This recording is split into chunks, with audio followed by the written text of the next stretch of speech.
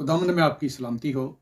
आप यकीनन खुदा की तरफ से एक मुबारक शख्स हैं जो इस तरह के पैगामात सुन रहे हैं, और खुदावंद आपको बिल्कुल ठीक जगह पर लेकर आया है जहाँ से आपको उस पाए का, उस लेवल का कलाम मिल सकता है जिसके आप मुतलाशी रहे हैं।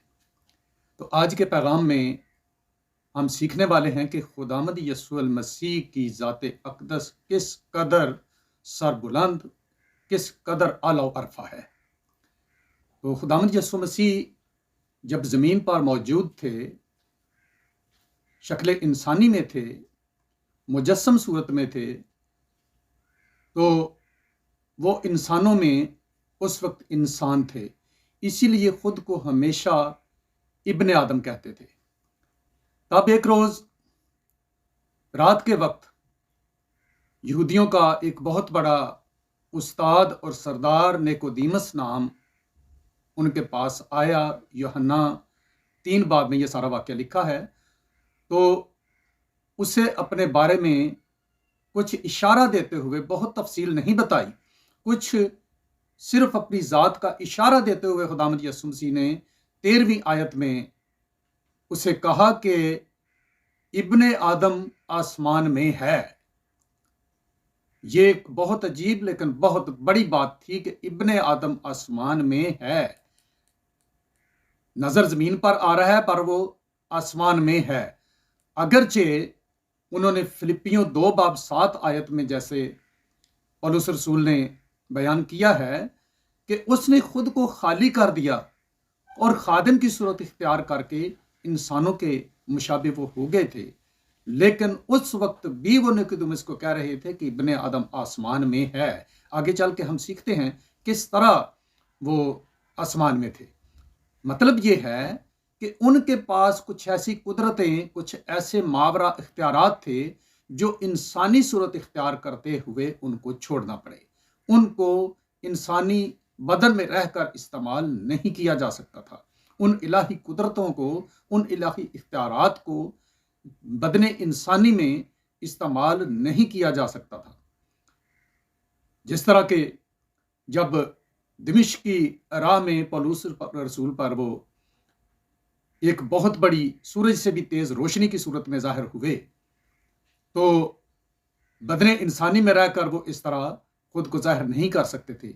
एक दिन उन्होंने पहाड़ पर, मत्ती 17 बाब में वाक़या है, पहाड़ पर अपनी जलाली झलक अपने 3 शागिर्दों पतरस और याकूब और यूहन्ना को दिखाई थी, और वो देखकर बर्दाश्त ना कर पाए थे, वो मदहोश हो गए थे।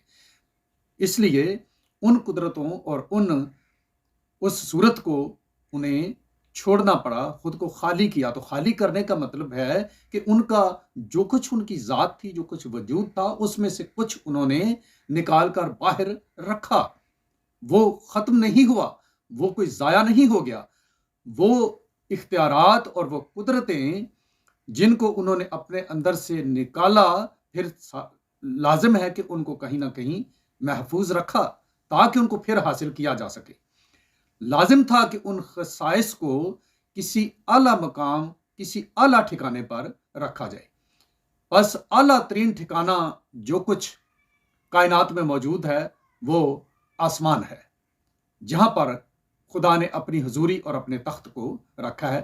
तो वो उनको वहीं पर, उन इख्तियारात को और उन अपनी कुदरतों को वहीं पर रख कर आए, खुद नीचे आए।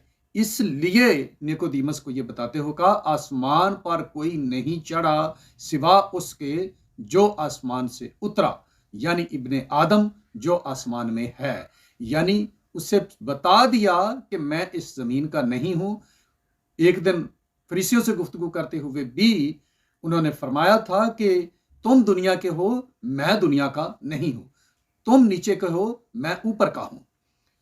तो वो गाहे बगाहे अपनी इस हसीयत को बताते रहते थे। निकोदेमुस को ये उन्होंने बता दिया कि आसमान पर और कोई नहीं जाएगा मां सिवा उसके जो आसमान से आया है।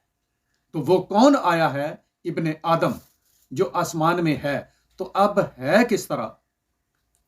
मतलब ये कि उस जो कुछ वो वहां छोड़ के आया है, अपनी जिन कुदरतों को छोड़ के आया है वो अपनी जगह पर मौजूद हैं। उसका वो जलाल जिसे वो छोड़कर आया है वो अपनी जगह वहीं पर मौजूद है। तो जमीन पर रहते हुए ही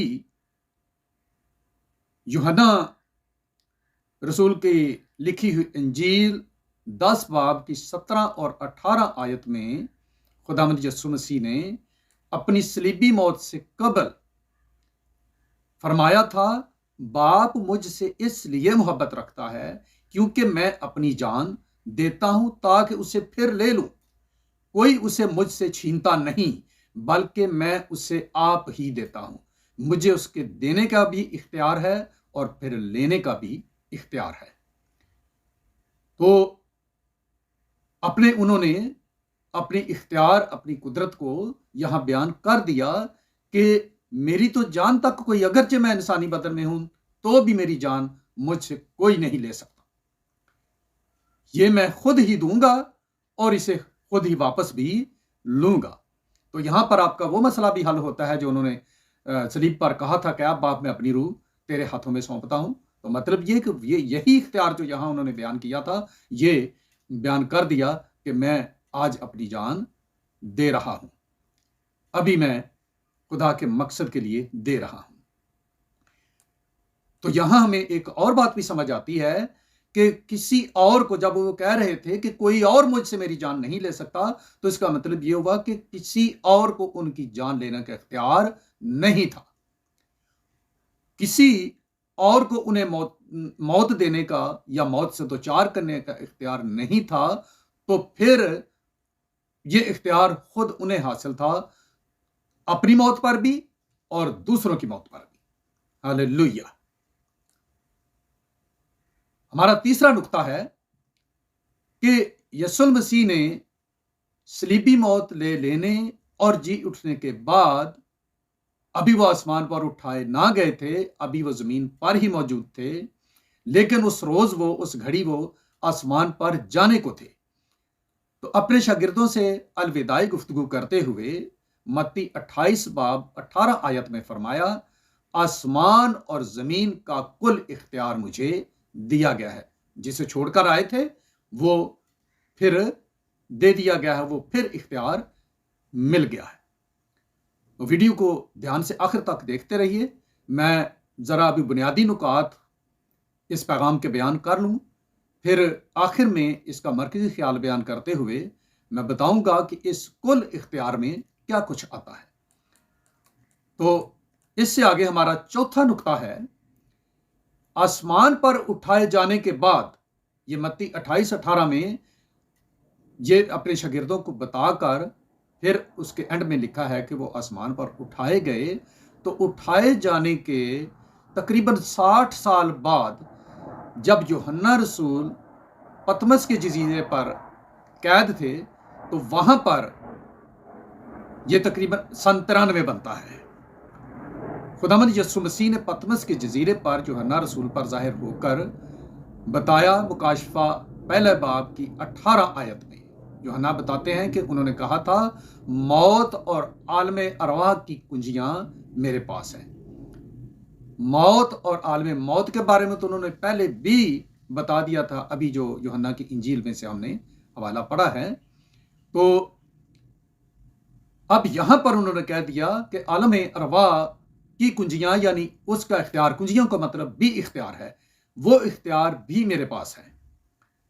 तो अगर वो मुर्दों में से जिंदा ना हुए होते तो उनका यह दावा दुरुस्त मानना मुश्किल होता। फिर तो यह कहा जाता कि जिसे खुद मौत पर इख्तियार, जो खुद मौत से मगलूब है, उसे मौत पर किस तरह इख्तियार है। लेकिन वो मौत पर गालिब आए, मौत उनसे मगलूब होगी, तो उसका मतलब है जिस पर वो गालिब आ गए थे वो चीज उनके इख्तियार में थी। जैसा उन्होंने कह रखा था कि मुझे अपनी जान देने का भी इख्तियार है और इसे फिर वापस लेने का भी इख्तियार है, ये उन्होंने कब्र से जिंदा होकर साबित कर दिया। और आलम अरवा की बात कर लेते हैं। अगर उनकी रूह आलम अरवा से निकल ना आई होती तो ये कहना बेमानी होता कि मैं आलम अरवा पर इख्तियार रखता हूं। वहां आलम अरवा उनको अपनी कैद में नहीं रख सका, तो इसका मतलब है कि वो आलम अरवा पर भी गालिब आए। और तभी उन्होंने दावे से कह दिया कि आलम अरवा की कुंजियां यानी उसका इख्तियार भी मेरे पास है। हमारा पांचवा नुक्ता है कि उनके अपने दावों के बाद, अपने उनके बयानात के बाद पलूस रसूल ने किस तरह उनके इख्तियारात की तस्दीक की। तो पहला कुरिन्थियों 15 बाब की 27 आयत को देखिए। वहां पर पौलुस रसूल कहते हैं, खुदा ने सब कुछ उसके पांव तले कर दिया है। पांव तले का मतलब कि सब कुछ, जो कुछ भी कायनात में है, वो सब कुछ खुदा ने बेटे के इख्तियार में दे दिया है। तो सब कुछ में अब कायनात के तमाम निजाम आते हैं। कायनात के तमाम निजाम यीशु मसीह के इख्तियार में दे दिए गए। तो इब्रानियों पहले बाब की 2 और 3 आयत में दर्ज है, इस जमाने के आखिर में हमसे बेटे की मार्फत कलाम किया, जिसे उसने सब चीजों का वारिस ठहराया और जिसके वसीले से उसने आलम भी पैदा किए। वो उसके जलाल का परताव और उसकी जात का नक्श होकर सब चीजों को अपनी कुदरत के कलाम से संभालता है। सब चीजों को आलम पैदा किए। आलम ये अब तमाम जहान है। मैं आगे चल के अगले नुक्ते में बताता हूं कि ये आलम कितने हैं। तमाम आलम, तमाम जहान, तमाम दुनियाएं, उनको मेरा और आपका खुदावंद जो सुअल वसीह अपने इख्तियार से, अपनी कुदरत के कलाम से संभाल रहा है। अपनी कुदरत से इस सारे निजाम को कंट्रोल कर रहा है। तो हमारा छठा नुक्ता है कि ये तमाम आलम क्या हैं। तो मखलूकात, इन आलमों को हम मखलूकात या तख्लीकात भी कह सकते हैं। तो पहले नंबर पर है जी मादी तख्लीकात। इसमें वो मादा भी शामिल है जिसे एस्ट्रोनॉमी की जुबान में ल्यूमिनस मैटर यानी नूर अफशां या रोशनी खारिज करने वाला मादा कहा जाता है, जिसमें सितारे, कहकशाएं और नबूलाज शामिल हैं। और दूसरे नंबर पर रोशनी ना देने वाला मादा, जिसे एस्ट्रोनॉमी की जुबान में डार्क मैटर कहा जाता है, जिसमें से रोशनी खारिज नहीं होती लेकिन वो कायनात में मौजूद जरूर है। दूसरी किस्म की मखलूकात हैं आसमानी या मलकूती मखलूकात यानी फरिश्तगान।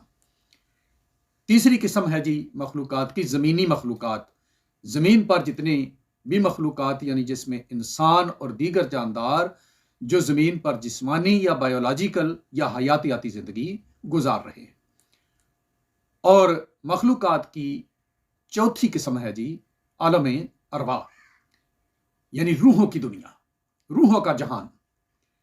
वहां पर शयातीन और मौत के बाद इंसानों की, जो गुनाहगार इंसानों की रूहें हैं, वो वहां पर भेजी जाती है। तो अब 7वें नंबर पर हम नतीजा या कंक्लूजन देखते हैं कि ये जो ऊपर अल्फाज हमने बार बार पढ़े कि आसमान और जमीन का कुल इख्तियार, कुल तमाम, आसमान का भी जमीन का भी। तो आसमानों में आ जाता है जी फरिश्तगान की दुनिया भी, फिर उसके नीचे जो मादी दुनिया है जिसमें सितारे, कहकशाएं और दीगर सारा मैटर शामिल है, और उसके बाद जमीन के ऊपर की मखलूकात, और फिर रूहानी दुनिया जो आलम अरवा है। इन सब चीजों पर हमारे खुदावंद यीशु मसीह का इख्तियार है। बस मेरे और आपके अल मसीह एक जहान नहीं, दो जहान नहीं, चारों जहानों के आका व मालिक हैं। हालेलुया।